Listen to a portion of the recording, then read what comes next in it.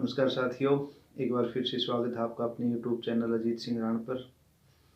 तो साथियों, जैसा कि आप सबको पता ही है, इलेक्शन डेट डिक्लेयर हो चुकी है। ग्राम पंचायत सिंघराना के चुनाव 25 नवंबर को होने निश्चित किए हैं सरकार ने। तो जो वार्ड वाइज सर्वे की जो लिस्ट हमने तैयार की थी उस पर हम ब्रेक ले रहे हैं, क्योंकि ये नैतिक रूप से ठीक नहीं रहेगा कि हम चुनाव के बाद, चुनाव की डेट डिक्लेयर होने के बाद भी अगर सर्वे करते हैं, उस सर्वे का किसी न किसी उम्मीदवार को खामियाजा भुगतना पड़ सकता है, या लोगों के दिमाग पर हम वो असर नहीं डालना चाहते कि फला बंदे ने कोई सर्वे किया था या फला बंदे ने किसी से पूछ कर ये बात बताई है। तो साथियों, हम उस सर्वे को तो अभी पोस्टपोन करते हैं।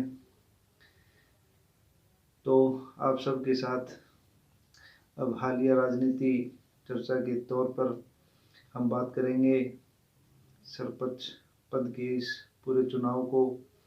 मेरी निजी राय में मैं इस पूरे चुनाव को किस प्रकार से देखता हूँ, इतना पक्का है, इतना डिसाइड इस पूरे चुनाव में हो चुका है कि शायद इस चुनाव को बड़े बड़े राजनीतिक लोग, बड़े बड़े राजनीतिक घराने, धड़े इस पूरे चुनाव को अपने हिसाब से मोड़ने की पूरी कोशिश करेंगे। लेकिन मेरा सवाल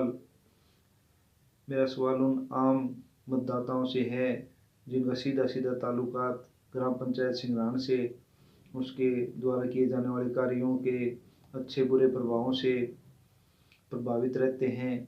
आपको कैसे इस चुनाव को देखना है, किस नज़रिए से आप इस चुनाव को लेकर चलेंगे? राजनीतिक परिवार हैं, धड़ेबंदियां हैं, वो तो ये मान के चलिए कि अपना सरपंच जिताने या हराने को लेकर पूरी तरह से लगे हुए होंगे।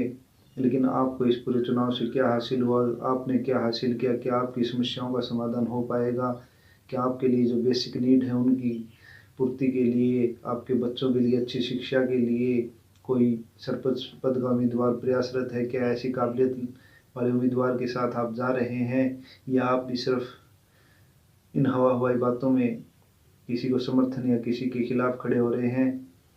तो साथियों, मेरी आप सब लोगों से एक गुजारिश है, इस पूरे चुनाव को जो अपने छोटे छोटे मतभेद हैं, मनभेद हैं, या किसी भी प्रकार की नाराज़गी है, उनको लेकर ना चलें। अंतिम समय तक जो अभी के 3 उम्मीदवार हैं वो मैदान में डटे रहें, उन्हीं के बीच में ये पूरा चुनाव चले। ये वीडियो में किसी के पक्ष या विपक्ष में नहीं बना रहा, इसलिए हम किसी की बुराई या अच्छाई की ओर भी आज कोई चर्चा नहीं करेंगे। उनकी अपनी काबिलियत होंगी, उनके अपने काम करने के तरीके होंगे। लेकिन मेरा आप सबसे अनुरोध रहेगा, एससी समाज के जो साथी हैं उनसे मेरा अनुरोध रहेगा, जो नौकरी पेशा हैं, जो वेल सेटल लाइफ अपनी जी रहे हैं, वो अब कम से कम अपने समाज के उस अंतिम सीढ़ी पर खड़े व्यक्ति की ओर जरूर देखें जिनके बच्चे सरकारी स्कूल में जाते हैं, जिनकी ज़रूरतें काफ़ी सीमित हैं, जिनके पास संसाधनों का उतना उसके पास नहीं होते हैं।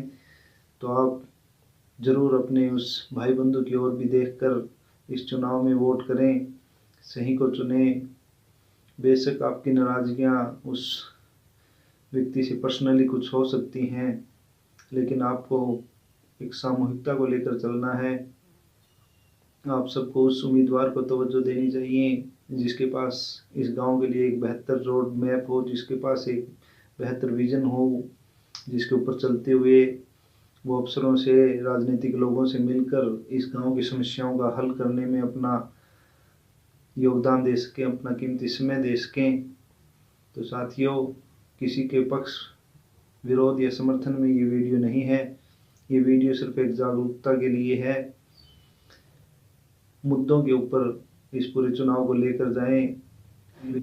जो बेसिक आधारभूत सुविधाएं जो गांव को मिलनी चाहिए, उनके ऊपर इस पूरे चुनाव को लेकर जाएं। इसमें कुछ जो मुद्दे हैं उनको मैं आपके साथ साझा भी कर रहा हूं। मैंने अपने फेसबुक अकाउंट पर भी उनको डाला है। आप भी अपनी ओर से अपनी पंचायत के उम्मीदवारों की को ये बताएं कि आपकी जो बेसिक नीड है वो क्या है। इस पूरे चुनाव के दौरान किसके पास इस गांव के गंदे पानी के निकास के लिए एक अच्छा रोड मैप है। उस पानी से, उस गंदे पानी की बोली प्रक्रिया से पंचायत को किस प्रकार से फ़ायदा हो, जोड़ के अंदर मछली पालन के लिए लोकल अपने गांव के किसी साथी को रोजगार के लिए उतनी अहमियत मिले, ऐसे बहुत से मुद्दे हैं जिनके बारे में सब बैठकर सोच सकते हैं। पंचायत को सहयोग किया जा सकता है। स्कूल की ओर देखा जाए तो स्कूल में टीचरों की जो कमी पेशी रहती है उसके ऊपर गांव के लोगों के साथ मिलकर एक समिति का गठन किया जा सकता है, जिसमें जो टीचर उपलब्ध नहीं है उन टीचरों के लिए आप वहां पर किसी प्रकार से किसी पढ़े लिखे नौजवान साथी को वहां पर रोजगार देने का काम कर सकते हैं। वो गांव के बच्चों को उनके भविष्य के लिए उतना ही तत्पर रहकर कार्य करे, ये सुनिश्चित करना उस कमेटी का दायित्व रहेगा।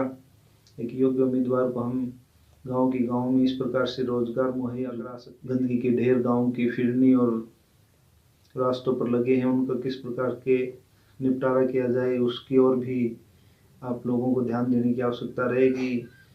खेल ग्राउंड की जो हालात है, हो सकता है गांव के युवा बच्चों में खेल की तरफ रुझान कम है, लेकिन उस ओर सरपंच अगर प्रयासरत रहते हैं तो मैदान को अच्छी प्रकार से वेल मेंटेन किया जाता है। वहाँ पर रेसिंग ट्रैक बनाया जाता है, जिनके इक्विपमेंट साजो सामान एक बड़ी तादाद में, एक अच्छी तादाद में बच्चों को मुहैया कराए जाएं। एक फिक्स फंड पंचायत की ओर से लगातार जिनको मुहैया करा, रुझान बढ़ाने के लिए कोच की व्यवस्था की जा सकती है। नाइट में वॉलीबॉल जैसे गेम के लिए लाइटिंग की सुविधा हो सकती है मैदान पर। मैदान का अच्छा रख रखाव हो, इस ओर भी ध्यान दिया जाना चाहिए। CSC सेंटर सरपंच की उपलब्धता, एक अच्छे सचिवालय के रूप में हमारे पास ऑफिस है, उसके अंदर सरपंच का भी एक अलग से ऑफिस हो सकता है। CSC सेंटर के लिए भी वहाँ जगह प्रोवाइड की जा सकती है। तो इस प्रकार की छोटी छोटी बेसिक चीज़ों के लेकर इस पूरे चुनाव को लेकर चलना चाहिए। व्यक्तिगत रंजिशें एक समय के बाद में, नाराजगियाँ एक समय के बाद में दूर हो सकती हैं, लेकिन गांव का जो सर्वांगीण विकास है उसको सामने रखते हुए अगर आप इस पूरे चुनाव को लेकर चलेंगे, जो सबसे अच्छा मेहनती उम्मीदवार, योग्य उम्मीदवार लगे, जिसकी पहुंच आप ऊपर तक देखते हैं, जिसके प्रयास से गांव में ये सारी सुविधाएं धीरे धीरे से ही मुहैया हो सकती हैं, उसके ऊपर आप ज़रूर विश्वास कर कर अपने वोट की शक्ति के रूप में उसको ताकत देने का काम करें।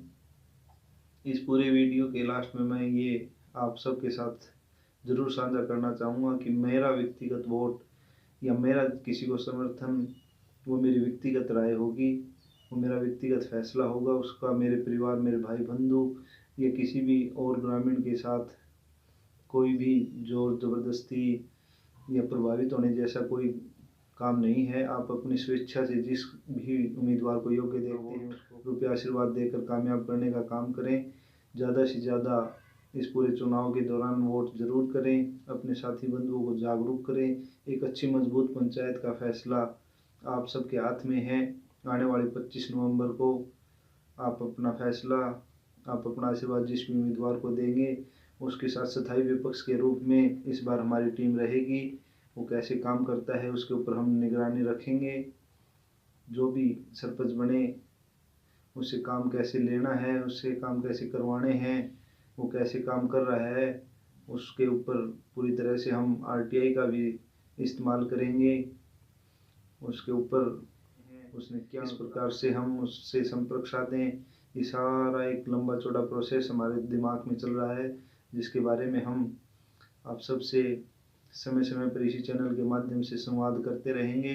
तो साथियों, ज़्यादा से ज़्यादा अपनी भागीदारी इस पूरे चुनाव के दौरान ज़रूर दें। सही को चुनें, नेक को चुनें, ईमानदार को चुनें। गांव की उन्नति के लिए इस पूरे पंचायत चुनाव में ज़रूर अपनी भागीदारी सुनिश्चित करें। साथियों, जैसा कि आप सबको पता ही है, सोशल मीडिया का ज़माना है। आप अपने सरपंच उम्मीदवार को या जिसको भी आप समर्थन देते हैं उससे वीडियो के द्वारा अपने विजन को आप सबके सामने रखने के लिए ज़रूर बोलें, ताकि सभी को पता चले। चैनल को अपने साथियों के साथ, अपने गांव के साथियों के साथ ज़रूर शेयर करें। मिलते हैं अगली किसी वीडियो में, तब तक के लिए जय हिंद।